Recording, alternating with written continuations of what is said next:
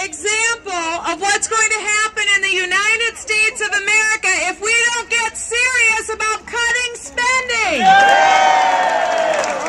Because one day, if we don't get serious, a lot more than this microphone is going to shut down, and a lot more people are going to be hurt. I am thankful for this real example that we just got. Because can you imagine what life will be like if we get to that point and wake up some morning and we all of a sudden don't have the money to pay for our military, we don't have money to pay for Social Security or Medicare or programs that people are reliant on?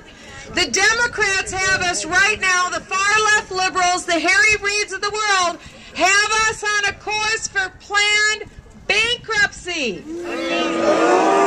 Aren't they?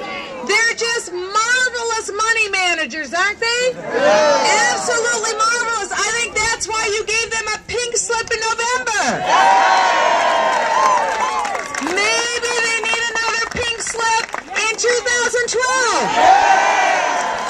Maybe we need to send a change of address form to 1600 Pennsylvania. Okay, now I can see you're excited. We're serious. You bet you're serious. How many of you came here by a bus today?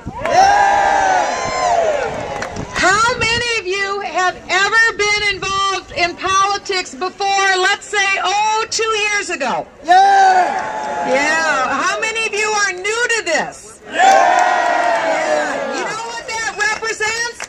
United States Congress, did you see what these people just said to you? They said, we're here. We have Democrats among us. We have independents among us. We have libertarians. We have conservatives. We have Republicans. We have people who aren't political. Because what are we? We are reasonable, fair-minded people who are saying, get your act together, be practical, be principled, be reform-minded, and do these 3 things. Don't tax us any more. We're taxed enough already. The second thing we want them to know, don't spend more money than what you're taking in. The third thing that we want them to know, act within the limits that the Constitution put on you.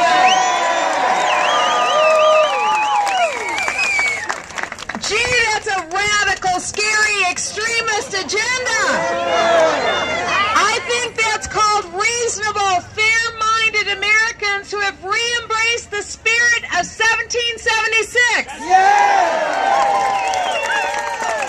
That's why we're here today, because we know that the government can't continue with $1.65 trillion deficits and think that they can be in business very long.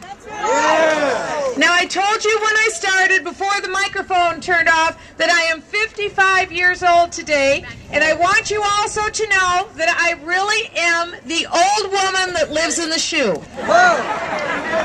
My husband and I will celebrate our 33rd wedding anniversary this year.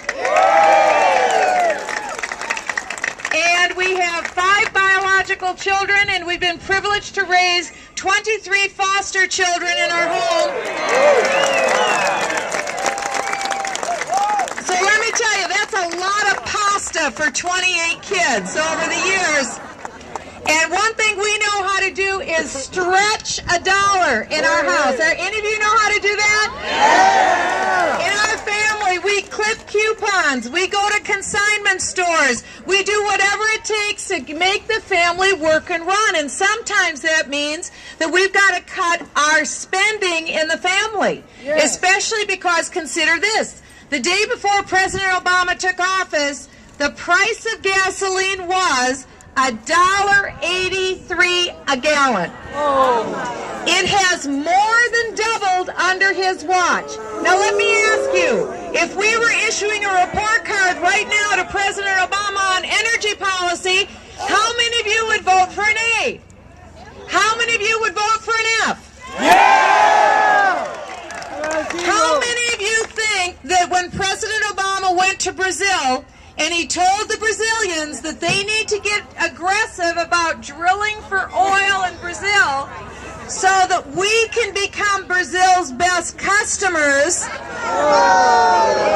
then he went on to give Brazil a $2 billion loan with your money so that Brazil can drill for more oil.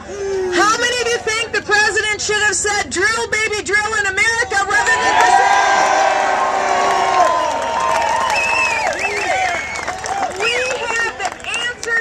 Solutions right here in the United States. Do you know that this year, that's right, drill baby drill. Let me tell you this, this is great news.